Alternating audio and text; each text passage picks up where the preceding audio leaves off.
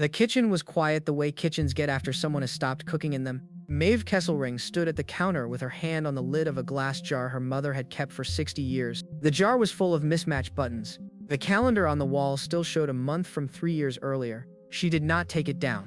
She had come back to the house the day after the funeral because no one else had. For the last 4 years of her mother's life, Mave had run the medical side by phone. She lived 7 hours away. She coordinated the neurologist, the home health nurse, and the pharmacy refills from her car between shifts. She wrote every call onto a yellow legal pad she kept in the glove compartment, 3 pads by the end.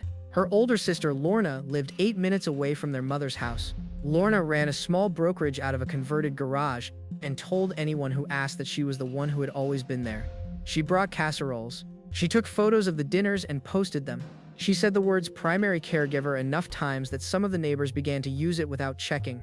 Their younger brother, Roan, taught shop at a rural high school an hour outside the county line. He drove in twice a month with a cooler of groceries and a bag of new batteries for the hallway smoke alarms. He logged every visit into the same small notebook he had carried for 3 years. He did not post anything. He did not speak much at family dinners.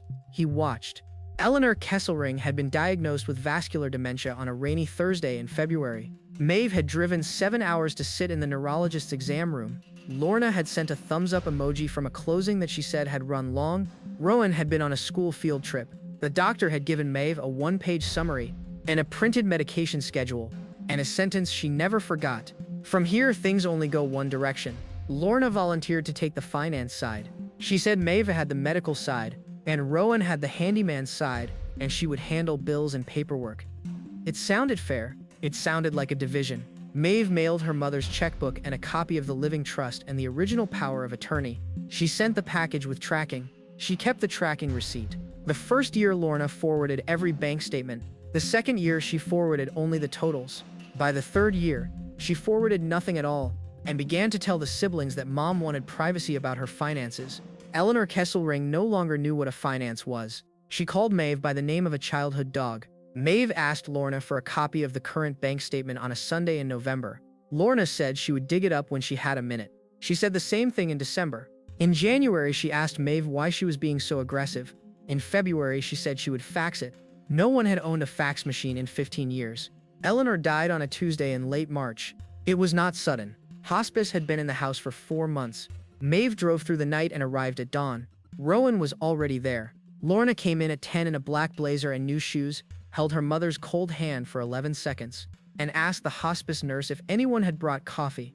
9 days after the funeral, the siblings met in the kitchen to read what their mother had left behind. Mave brought the original living trust from the package Lorna had been mailed 8 years earlier. Roan brought his notebook. Lorna brought a second document in a clear plastic folder and set it on the table like she was presenting a listing. The document in the plastic folder was a living trust amendment dated a Tuesday 3 years prior. It named Lorna as sole trustee and sole residual beneficiary. It was notarized. It was signed in Eleanor Kesselring's handwriting, or something shaped like it. Mave read it twice. She did not look up. Roan wrote the Tuesday's date in his notebook and underlined it. Lorna smiled the way people smile when they have rehearsed smiling. She said she was sorry they had to find out this way, but Mom had wanted it clean. She said I was always there for her. You were an absentee child. She said it with her hand on her own chest like she was offering proof. Roan did not move. Mave did not move. The refrigerator hummed. Mave did not explode. She did not raise her voice. She slid the amendment back across the table with 2 fingers, stood up, walked to the glove box of her car, and came back with the 3 yellow legal pads. She placed them next to the plastic folder. She said calmly that the Tuesday on the amendment was the Tuesday Eleanor had not known her own first name. She had written it down at 2:14 in the afternoon during a call with the home health nurse. Lorna said the pads proved nothing. She said the nurse was an hourly employee with bad handwriting. She said that Mave, who lived 7 hours away, could not possibly know what Mom had been like on any given Tuesday. She said all of this quickly, in a single breath, because she had not expected to have to say any of it at all. Roan closed his notebook. He said only that he would like a copy of the amendment. He said it without looking at Lorna. She slid the plastic folder toward him and began to narrate what each page meant, which was what she did when she felt she was losing a room. He did not read it in front of her. He tucked it under his arm and drove home. The next morning, Mave asked her husband Amaro to read through the pads with her. He was a physical therapist, and he asked the quiet, careful questions that tell you someone is listening. She read aloud the entry for the Tuesday in question. Eleanor had told the nurse her name was Margaret. Margaret was Eleanor's own mother, dead in 1991. Amaro asked who had witnessed the amendment. Mave looked at the stamp. The notary was a man named Jurgen Boak. The stamp gave an address across the county line. Amaro said, without raising his voice, that notaries kept logbooks. He said it the way he said the weather. It was not advice. It was a fact he had happened to know. Mave filed a petition in probate court 4 days later. She did not tell Lorna. She did not delay to build a case. She filed with what she already had: the yellow pads, and the medical records, and the neurologist's affidavit, and she asked the court to subpoena the notary's logbook and Eleanor's bank records for the 3 years since the amendment. The filing took 94 minutes in a wood-paneled clerk's office. She paid the fee with a debit card. Lorna heard about the filing from a friend at the county recorder's office. She called Mave at 9:11 in the evening and left a voicemail that started with the word "listen" and ended with the words "you have no idea what you are doing." Mave did not call back. She did not respond. She put the phone face down on the kitchen counter and went to bed. The court set a hearing for 90 days out. In the meantime, the judge ordered the trust assets frozen and appointed a temporary fiduciary to review Eleanor's accounts. The fiduciary was a retired bank examiner with glasses on a beaded chain. He did not smile when he introduced himself. He asked for every deposit and every withdrawal since the date of the amendment. Lorna's first move was to explain. She sent a 9-page letter to the court, unprompted. She defended the amendment, defended her own presence at the signing, defended the notary, defended the Tuesday. She mentioned her relationship with her mother 31 times. She mentioned her siblings 4 times. The fiduciary read it twice and wrote a single word at the top: volunteered. Jurgen Boak was a retired notary in his mid-60s who lived alone with a long-haired cat named Paprika. The subpoena reached him on a Wednesday. He read it at his kitchen counter, made himself a pot of tea, walked into his home study, and took down the leather logbook for the year the amendment had been signed. He did not recognize the date until he saw the Kesselring address. Then he closed the book and put his hand over his mouth. The logbook entry for that Tuesday was short. Jurgen had written that the signer had asked him 3 times what document she was signing. He had written that the signer had called the other woman in the room by the wrong name. He had written the word hesitant and circled it. He had never taken another job at that address. He had retired 2 months later after a minor stroke and had told himself the stroke was the reason he stopped. Lorna's second move was to post. She put up a long message on her brokerage page about difficult family times and boundaries. 2 former clients unfollowed within an hour. A third left a comment asking if she was all right. She deleted the comment and disabled new ones. She did not delete the post. Mave kept going to work. She braided a 6-year-old girl's hair at the pediatric unit and taught the girl's mother to change a central line dressing. She came home on Thursdays, cooked a small dinner with Amaro, and went to bed before 10. She did not read Lorna's letter when the fiduciary sent a courtesy copy. She put it in a folder labeled with the case number and closed the drawer. The fiduciary's first report arrived 6 weeks into the review. Between the Tuesday of the amendment and the date of Eleanor's death, roughly $81,000 had moved from Eleanor's accounts into the brokerage account in small routine amounts. Lorna had labeled each transfer either consulting or care. There had been no consulting. The care had been casseroles photographed for social media. Roan drove the pickup 2 counties over to sit with Jurgen Boak at his kitchen table. He brought pastries from a bakery Jurgen had once mentioned. He did not press the old man. He asked if it would be all right if he brought his notebook. Jurgen looked at the notebook and his own logbook and said he would be glad to have someone taking notes with him for once. In her brokerage office, the showings began to dry up. 2 listings under contract fell through. The third was withdrawn by a seller who said only that he wanted another agent. She did not connect any of it to the probate filing. She told herself the market was soft. The wall clock kept running a quarter second off and she did not change the battery. The hearing came on a warm Tuesday in mid-June. Mave wore a navy cardigan and the same black flats she wore to clinic. Roan wore a pressed shirt his husband Amaro had ironed that morning. Lorna wore a silver blazer and new earrings. The probate wing smelled of floor wax and old coffee.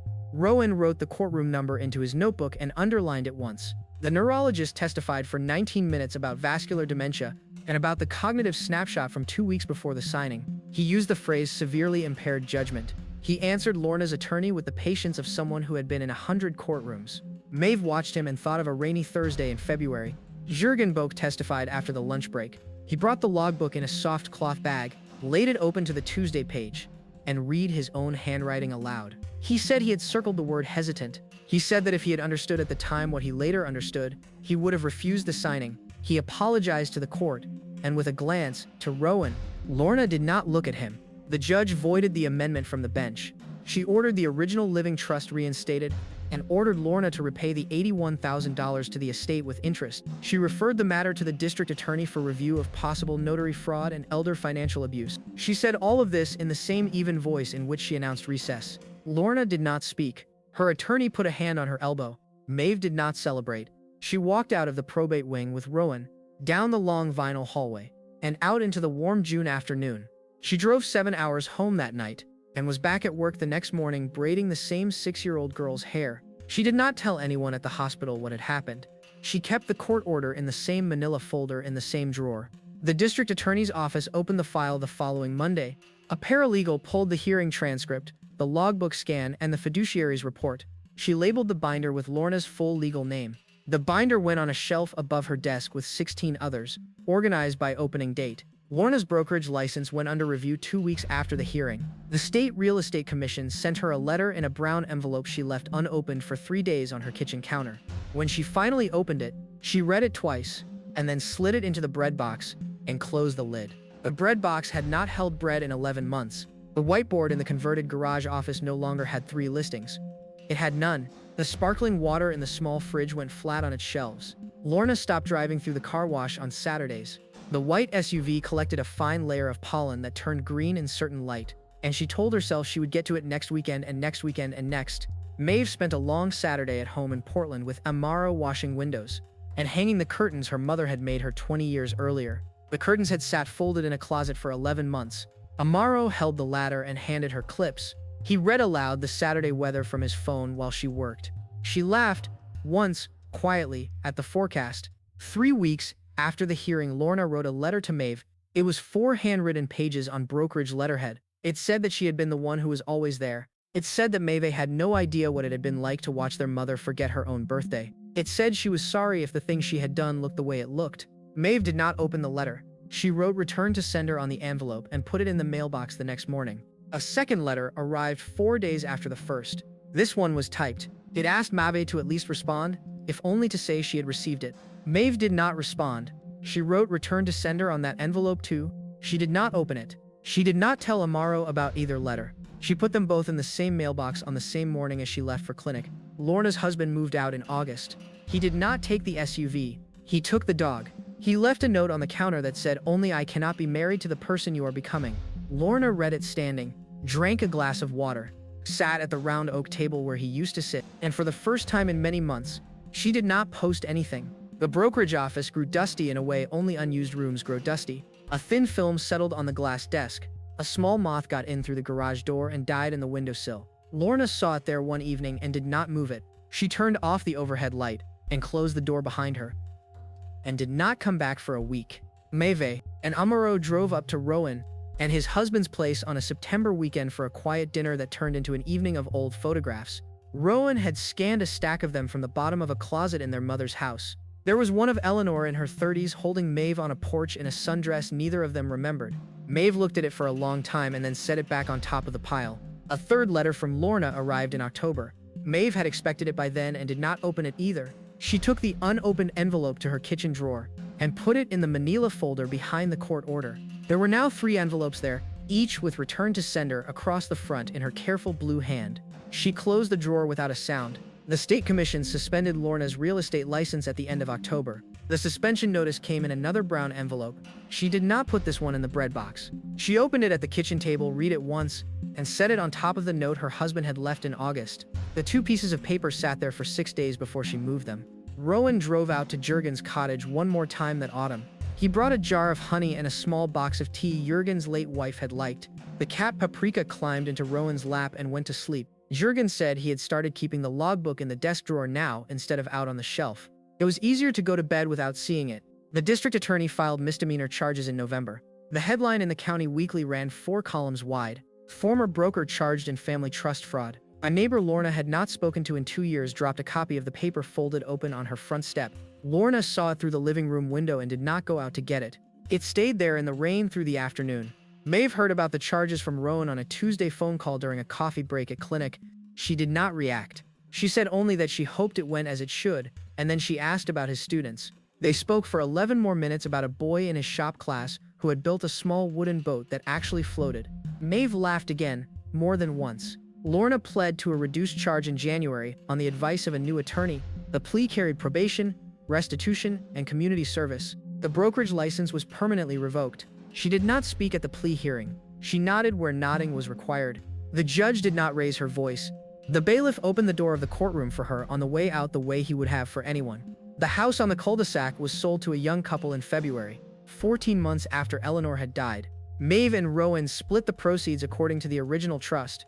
They gave Lorna her legitimate share under the original document, which was a third, because the original trust did not know anything about what had happened. Lorna did not thank them. The transfer cleared on a Tuesday. Mave kept only 2 things from the house: the glass jar of mismatched buttons and the yellow legal pads. She packed them into a cardboard box lined with a flannel shirt of her mother's and drove them home in the passenger seat of her car. She did not take the wall calendar.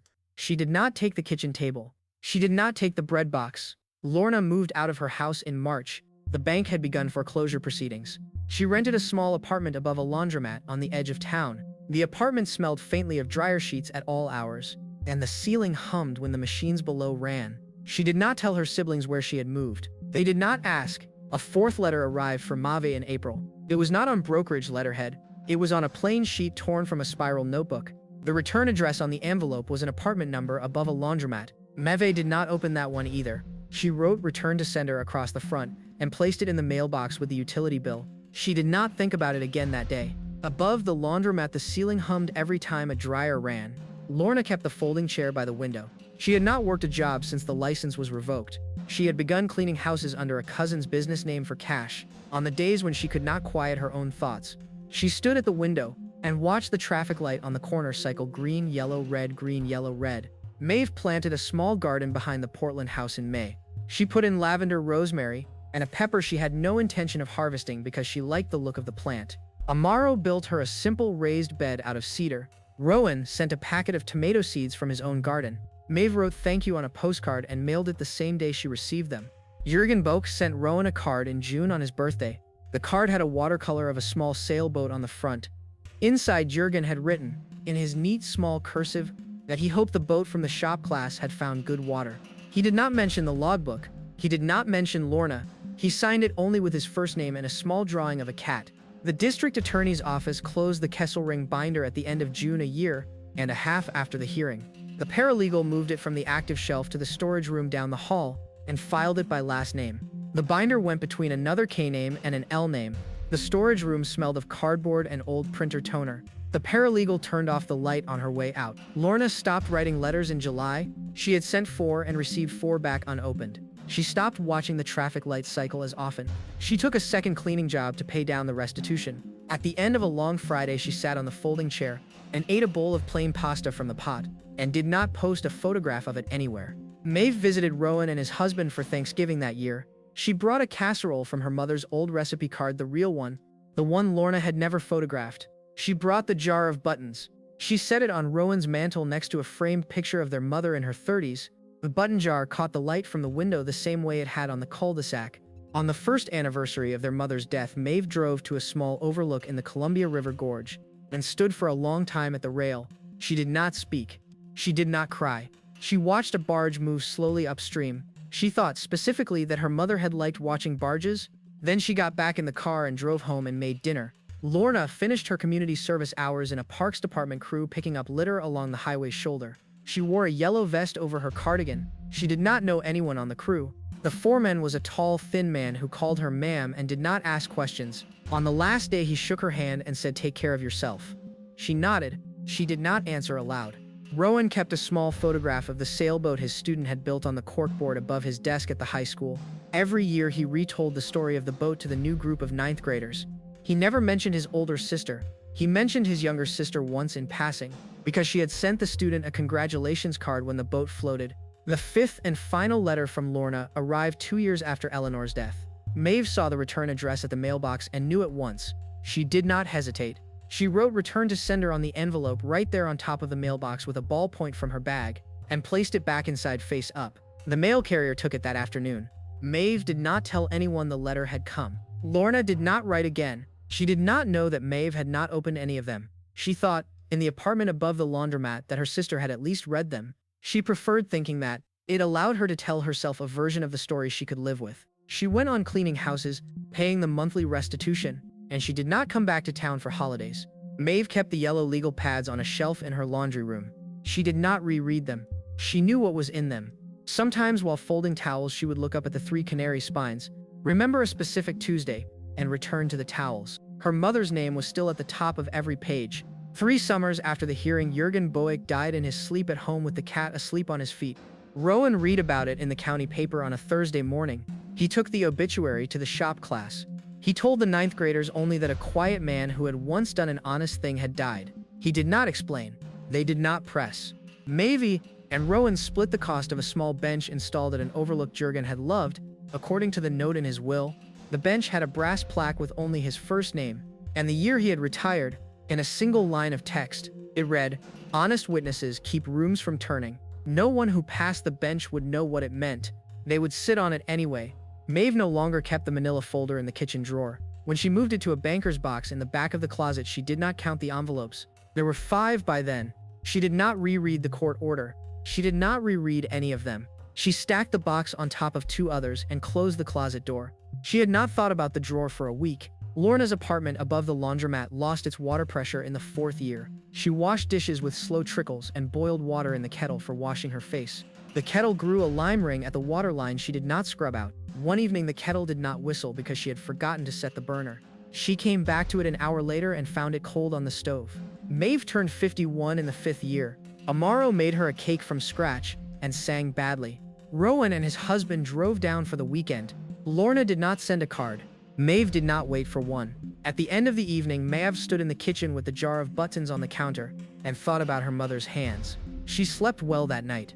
On a Saturday that spring, Mave opened the laundry room cabinet, took down the 3 yellow legal pads, and put them in the bottom of the recycling bin. She did not tear the pages out. She did not read them. The last date she saw on the top pad was the Tuesday. She nodded once, closed the lid of the bin, and wheeled it out to the curb. The truck came by at 9:47 in the morning. Lorna saw a recycling truck pass the laundromat that same week. She did not connect any of it to anything. She carried her own small bag down to the curb and stood for a moment in the cold spring air, watching the truck lift a blue bin 2 doors down. She thought, unexpectedly, of her mother. Then she went back inside and climbed the stairs to the apartment with the hums and the traffic light. Mave made tea that evening in a new ceramic kettle Amaro had given her for her birthday. She watched it boil. She did not think about her sister. She did not think about the Tuesday. She thought only that the kettle whistled the way a kettle should whistle. She poured the tea into a mug her mother had made in a ceramics class in 1989. She carried the mug to the couch and sat down. 5 years and 2 months after her mother died, Mave went back to the cul-de-sac one more time.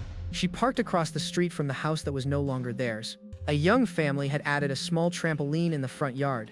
A little girl bounced on it in a pink coat. Mave watched her for a minute without rolling down the window. She did not get out of the car. She did not cry. She drove home and made dinner. On the drive home, Mave took the exit for the overlook with Jürgen's bench. She sat down on it in the cold spring dusk and read the plaque once. Honest witnesses keep rooms from turning. She thought, for the first time in a long time, of a wavering signature on a Tuesday 3 years before her mother died, and of the word hesitant circled twice in blue ink. She sat there until the light was gone. When she got home, the jar of buttons was still on the mantel, where she had moved it after Thanksgiving. Amaro was reading aloud from the weather report on his phone, a small habit he had never stopped. Mave set her keys in the bowl by the door, went into the kitchen, put the new ceramic kettle on the burner, and turned the flame up. The water began to heat. She watched it. The kettle whistled. The jar of buttons caught the last of the window light. She had not been an absentee anything. She knew what she was, and what she was the one who took the notes.